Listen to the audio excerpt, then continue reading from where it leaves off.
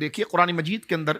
اللہ رب العالمین جل وعلا نے علماء کی تعریف فرمائی جی، اور پھر حضور سید عالم صلی اللہ علیہ وسلم کا ارشاد ہے، سیدنا معاویہ رضی اللہ تعالیٰ نے حدیث پاک کے راوی جو بخاری شریف کے اندر ہے، کہتے ہیں کہ میں نے نبی پاک صلی اللہ علیہ وسلم کو خطبہ دیتے ہوئے یہ روایت سنی ہے کہ حضور علیہ الصلوۃ والسلام نے ارشاد فرمایا کہ من یرید اللہ بہ خیرا یفقہہ فی الدین، کہ اللہ رب العالمین جل وعلا جب کسی سے خیر کا ارادہ فرماتا ہے تو اس کو دین کا فقیہ بنا دیتا ہے، دین کی دانائی عطا فرماتا ہے۔ اور اس میں تو کوئی دو رائے نہیں ہے کہ علم حدیث اور دیگر علوم یہ علم کی مبادیات ہیں، شروعات ہیں، اور علم کا منتہا جو ہے وہ فقہ ہے، دانائی ہے، تفقہ ہے۔ اس لیے حضور سید عالم صلی اللہ علیہ وسلم نے ارشاد فرمایا کہ اللہ جس سے بہتری کا ارادہ فرماتا ہے اسے اپنے دین کی دانائی عطا فرماتا ہے، فقہ کامل عطا فرماتا ہے، احکام اور اصول شرع میں اسے رسوخ عطا فرماتا ہے۔ سبحان اللہ۔ اب اس بنیاد کو اگر آپ دیکھیں، اصل دین اصول شرع اور احکام یعنی تفقہ ہے۔ اس دین اور اس شریعت کی بنیادی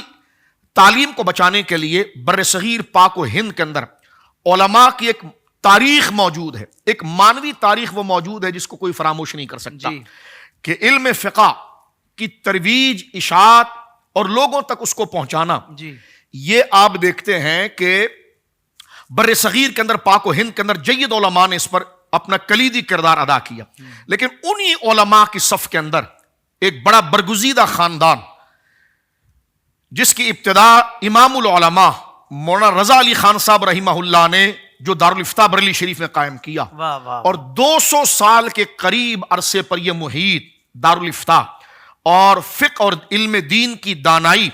اور علم شرائع و احکام کا رسوخ پیدا کرنا، اس کی حفاظت کرنا اور لوگوں کو شریعت کے راستے پر چلانا، یہ بر صغیر کے ان جید علماء کے درمیان یہ خاندان سب سے ممتاز رہا ہے۔ اب آپ دیکھیے کہ اگر میں یہ کہوں کہ جب بھی تحقیق کا نام آتا ہے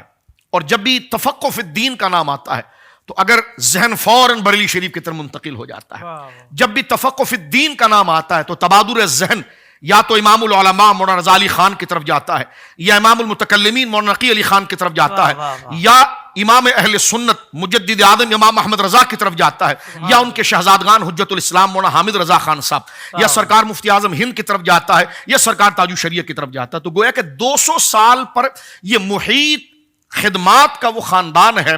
جو فقہ حنفی اور علوم شرع اور اصول دین کی خدمت کے اندر صف اول میں نظر آتا ہے۔ اس خاندان کی جو خدمات ہے تو اب آپ دیکھتے ہیں کہ حضرت کاظم علی خان رحمہ اللہ کے بعد اس خاندان میں سب سے پہلے جس نے علم دین کے تحفظ کے لیے مرکز قائم کیا وہ اعلیٰ حضرت امام اہل سنت رضی اللہ تعالیٰ عنہ کے دادا جان امام العلماء مولانا رضا علی خان صاحب رحمہ اللہ تعالیٰ جنہوں نے بریلی شریف کے اندر مرکز قائم کیا۔ 1857 کی جنگ کے اندر مجاہدین اسلام کی خدمت میں ان کا نام سر فہرست کے اندر آتا ہے۔ سب سے پہلا دارالافتاء اور سب سے پہلا تفقہ فی الدین کا کام آپ کی ذات سے اس خاندان میں شروع ہوا۔ پھر آپ کے شہزادے مولانا نقی علی خان صاحب رحمۃ اللہ علیہ امام المتکلمین ہے۔ پھر